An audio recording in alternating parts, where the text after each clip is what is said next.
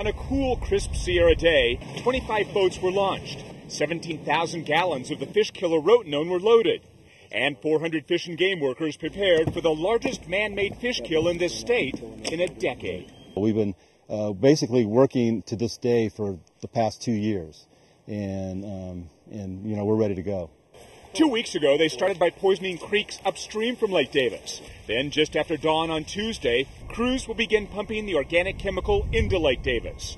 It will take 2 days to complete, but the fish kill is almost immediate. It should be fairly quick. I've never worked with pike before, but usually within an hour or so you'll start seeing the effects. Though all fish die, and there will be thousands, it is the northern pike they want out of here.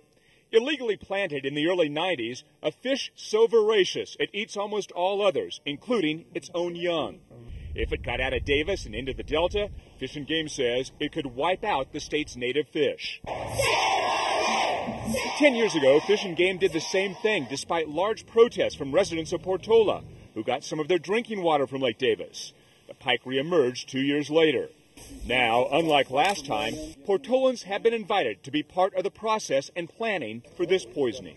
In 1997, people had a lot of questions about what the chemical was we were putting in, how we were doing it, and so there was a lot of suspicion. And I think that we've eliminated that by just being open and transparent this time around.